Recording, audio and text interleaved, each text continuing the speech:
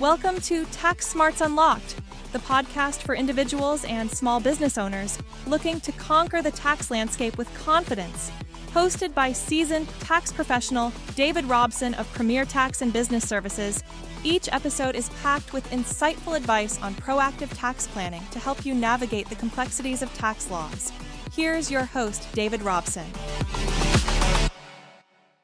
Welcome to Tax Smarts Unlocked. I'm David Robson, tax pro and strategist for people who make brilliant things on the internet. If the phrase digital products makes you think easy to sell, hard to tax, you're in the right place. Today we'll turn digital creativity into tax-smart profitability. We'll define what qualifies as a digital product, why margins are your secret weapon, how income is characterized, when the 20% QBI deduction applies, and whether an S-Corp fits. We'll also simplify sales tax, Missouri nuances, platform reporting, deductions, Section 179, Section 174, cross-border VAT, smart timing, retirement shelters, estimates, record-keeping, and quick case studies. Less stress, more keepable cash. Grab a notebook. Small tweaks can produce big compounding tax wins today. What counts as a digital product today? Think self-paced courses and cohorts with recordings, ebooks and audiobooks, templates, presets, fonts, and design kits, memberships and paid communities,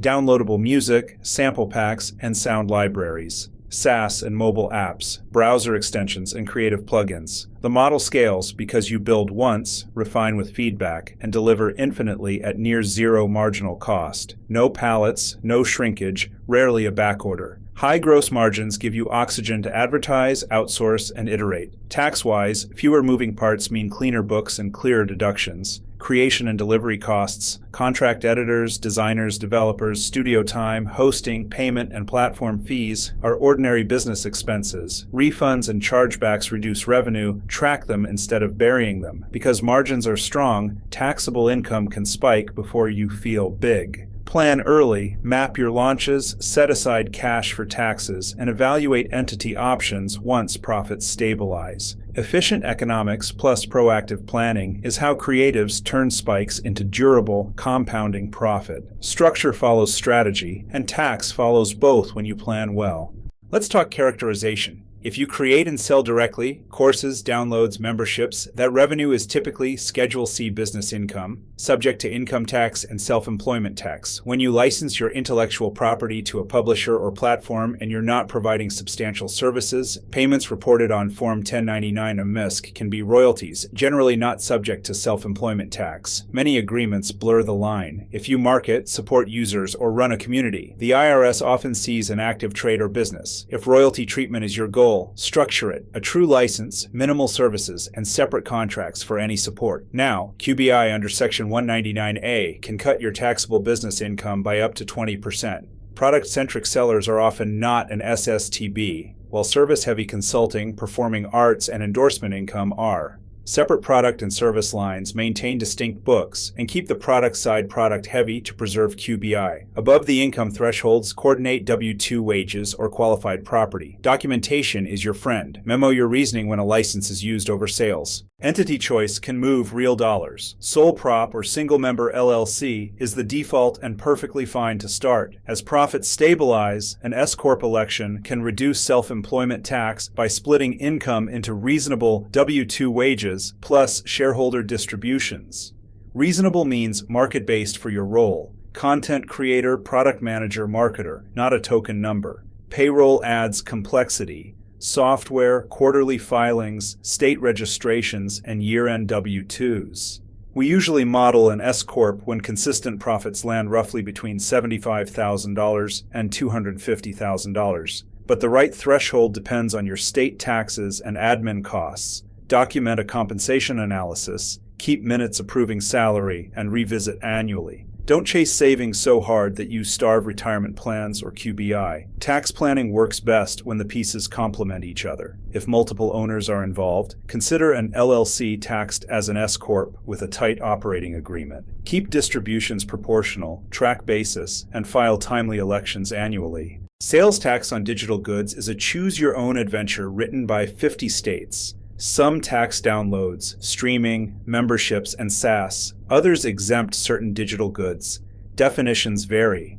Economic nexus usually triggers registration around $100,000 of in-state sales in the prior or current year. Several states once used a 200 transaction test, and a few still do. Know your channels. Marketplace facilitators like Etsy, Gumroad, Apple, and some app stores collect and remit for marketplace sales, but you may still need to register, file zero-due returns, or collect on direct sales from your own site. Product taxonomy matters. SaaS is often sourced to where the user accesses the service, while pure downloads may follow the purchaser's billing address. Configure your platform's tax engine carefully and keep exemption certificates if you sell B2B. Missouri angle. At the state level, many digital goods currently aren't taxed like tangible property. Yet local jurisdictions and future legislation can shift treatment quickly. Before you launch, verify the latest Missouri and city rules, test invoices, and document your setup. Recheck quarterly. Digital tax evolves. And remember, sales tax is separate from income tax nexus. We'll touch on that in a moment. Penalties add up fast. Voluntary disclosure can mitigate exposure. Income reporting from platforms can be confusing. Payment processors and marketplaces issue Form 1099-K when gross payments exceed the current threshold, with further changes expected. Royalty platforms may send 1099-MISC. Clients you perform services for may issue 1099-NEC. These forms report gross, not net, so fees, refunds, VAT, GST, and chargebacks are not subtracted. Your bookkeeping must bridge the difference.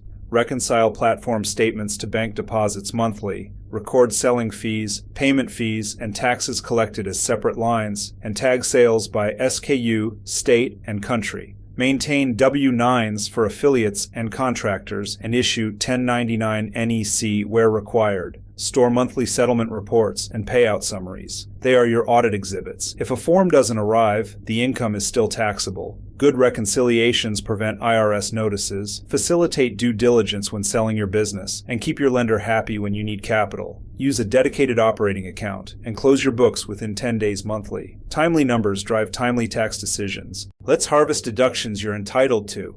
Track platform and payment fees, ad spend, creator collaborations, affiliate commissions, contractor payouts, editing, mixing and design, software subscriptions, hosting and CDN, AI tools and prompts, stock assets, gear rentals, travel directly tied to production, education that improves your existing trade, and professional fees. Record refunds and chargebacks against revenue in the correct period. For affiliates and collaborators, collect W-9s up front. Home office can be valuable if used regularly and exclusively for business. Choose the simplified per square foot method for ease, or the actual method to allocate rent or mortgage interest, utilities, insurance, and repairs. Keep a sketch of the floor plan, photos, and utility statements. Claim a reasonable square footage. Gear matters. Computers, cameras, mics, lights, controllers, and production rigs. Section 179 can expense equipment up to annual limits, subject to taxable income. Bonus depreciation applies to qualifying property, but is phasing down. Verify your year's percentage. Sometimes you intentionally defer deductions to preserve QBI or qualify for financing. Maintain a fixed asset register with cost, date, and location so you can support expensing decisions. For software, subscriptions are typically deductible. Perpetual licenses may be depreciated over time. Attach vendor agreements to asset records.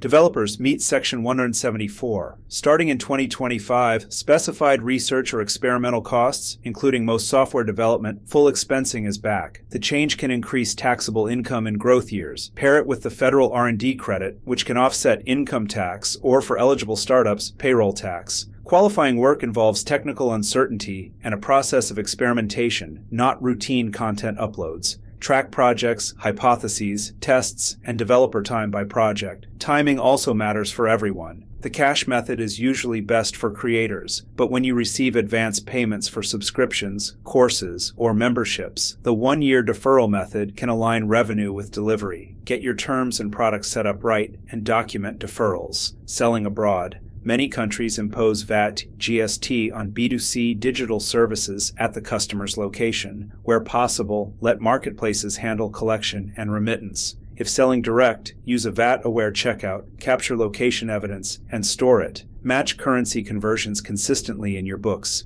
Train support teams to avoid tax advice but flag jurisdictional issues. Review annually.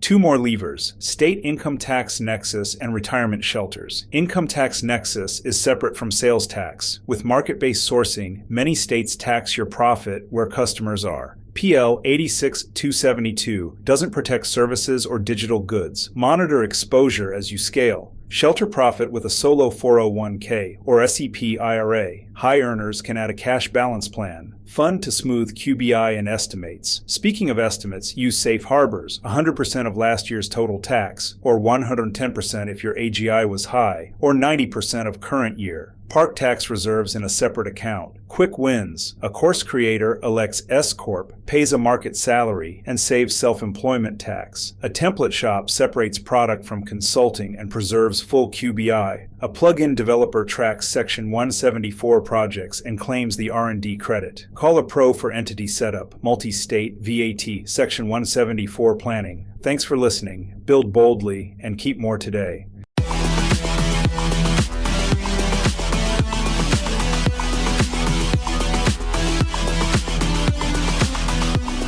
Thank you for joining us on Tax Smarts Unlocked, the ultimate podcast for individuals and small business owners ready to conquer the tax landscape with confidence. Hosted by seasoned tax professional David Robson of Premier Tax and Business Services. Each episode has been carefully crafted to provide you with insightful advice on proactive tax planning. By adopting a smarter tax approach, you can focus on what you do best, growing your wealth and your business. We're here to guide you every step of the way. Don't miss an episode. Subscribe to Tax Smarts Unlocked on your favorite podcast platform and unlock the secrets to confident tax planning. Remember, it's time to take control of your taxes and unleash your full financial potential.